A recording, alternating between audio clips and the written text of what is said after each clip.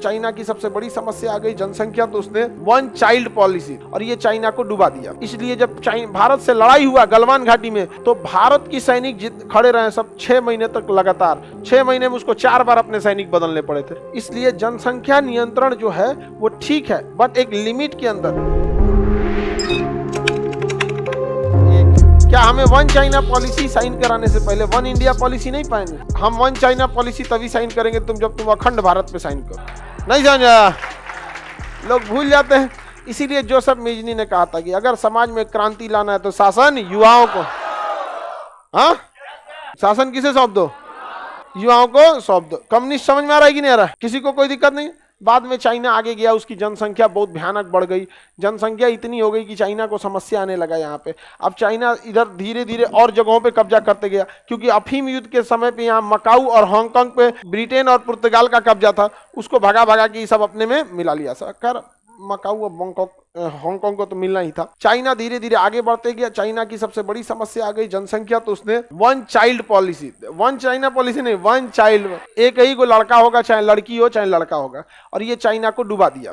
समझ में आ गया? जनसंख्या एसेट होता है। हमारे देश के नेताओं को भागने के लिए कह दीजिएगा तब हो जाएगी। जितनी जनसंख्या जापान की है उतनी ही जनसंख्या बांग्लादेश की है। जितना एरिया जापान का है उतना एरिया बांग्लादेश का है। थोड़ा बहुत आगे पीछे बांग्लादेश में भी तूफान आते हैं, यहाँ पे भी तूफान चक्रवात आते हैं। ये भी अभी युद्ध से निकला है, उस परमाणु हमला झेल गया, लेकिन जापान कितना आगे निकल, बहुत आगे। सिंगापुर को देखिए ना, इतना छोटा है। तो जनसंख्या जो है वो एक कारण, मतलब देखिए ज्यादा जनसंख्या नहीं होना चाहिए, लेकिन बिना काम की जनसंख्या जो होती है ये खराब होती है। अगर हमारे यहाँ 140 करोड़ लोग हैं, सबको कुछ ना कुछ स्किल्ड सिखा दीजिए। स्किल सीखने के बाद कोई भी अपनी जगह पे क्या हो सकता है, सेटल हो सकता है। कौन सी हो गया इसको बोलिए? नहीं सुनाई दे रहा है, पता नहीं क्या बोल रही है। क्लास खत्म होगा तो पूछ लीजिएगा। बढ़िए सुनिए ध्यान से। हम चाइना ने वन चाइल्ड पॉलिसी को क्या कर दिया, अपना लिया।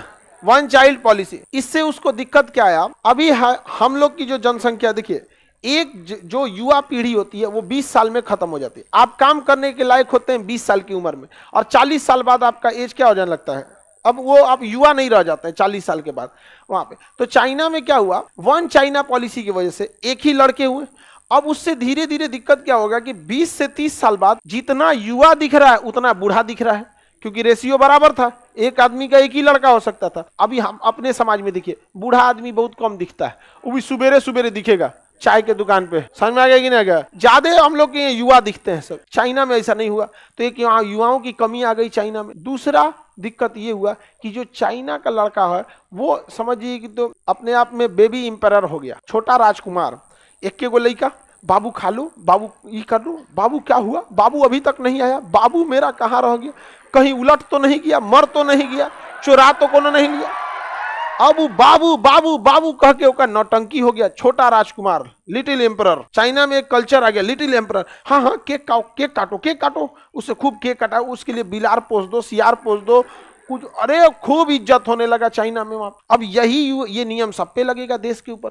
अब यही जो बेबी एम्परर थे सब, ये फौज में आए। सब किसमें आए? सब फौज में। अब वो बेचारा जिंदगी भर उसका केक कटवाया गया, फौज में जाकर उसको पहाड़ चढ़वाइएगा तो हाँफ जाता है सब। इसलिए जब भारत से लड़ाई हुआ गलवान घाटी में, तो भारत की सैनिक खड़े रहे सब 6 महीने तक लगातार। 6 महीने में उसको 4 बार अपने सैनिक बदलने पड़े थे। कौन हाफ जा रखा, हम कभी नहीं चढ़ पाएंगे। एक तो सब सबका जगल होता है कि सुतल पते नहीं चलता है। तो अब चाइना ने वन चाइना पॉलिसी को खत्म कर, वन चाइल्ड पॉलिसी को खत्म। अब उसने क्या किया है? 2। समझ में आ गया कि नहीं आ गया? इसलिए जनसंख्या नियंत्रण जो है वो ठीक है, बट एक लिमिट के अंदर। जनसंख्या नियंत्रण बहुत ज्यादा होने पे भी क्या हो जाएगा, गड़बड़ हो जाता है। यहाँ पे हमारा एसेट कम हो जाएगा। समझ में आया कि नहीं आ गया? जैसे लॉकडाउन में कोई घरे से नहीं निकल रहा था, सोचिए अगर जनसंख्या कम रहेगी तो वैसे ही कम लोग सड़क पे दिखेंगे, चल जाएगा इंडिया की इकोनॉमी। कितना दिक्कत हुआ था। हमारी जनसंख्या का समस्या ये है कि वो किसी काम लायक हमारे सिस्टम ने उन्हें नहीं छोड़ा। और हमारे यहाँ एक आदमी थे, मतलब बड़े मुंबई के बहुत बड़े कैपिटलिस्ट थे और करोड़ों पैसा था। तो हमारे यहाँ के कह रहे थे, सर स्किल्ड जो होना चाहिए, लड़कों के अंदर हुनर होना चाहिए। ये कहे सुनिए ना, आप पैसा वाले हैं ना, तो आप अपने बच्चों में हुनर खोजते हैं। यहाँ गरीबी इतना है ना कि कमाने खाने में लोग की जिंदगी चली जाती है, हुनर चल जाता है अपने जगह पे। वरना ये गरीबों को कह दीजिए ना कि तुम्हारे रहने खाने का व्यवस्था अगर हो जाता है तो ऐसा ऐसा हुनरमंद है सब कि भारत में हमेशा ओलंपिक लेके आएगा सब। यहाँ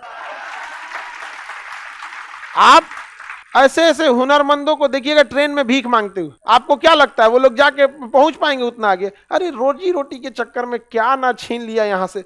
अमीर, ये अमीर और अमीरी में अंतर होता है, तो समझ गया कि नहीं आगा? तो जब ये अमीरी आती है ना तो बहुत सारे गरीबों का हक छीन लेते यहाँ पे, इसलिए बैलेंस बनाना बहुत ज्यादा जरूरी रहता है। तो हमारे यहाँ ऐसा नहीं है कि स्किल नहीं है, हुनर नहीं है। आप ही को खूब अच्छा ड्राइंग बनाने आता है, घर वाला 4 को सुनाएगा, कैसा घर चल जी तो परिवार चलेगा।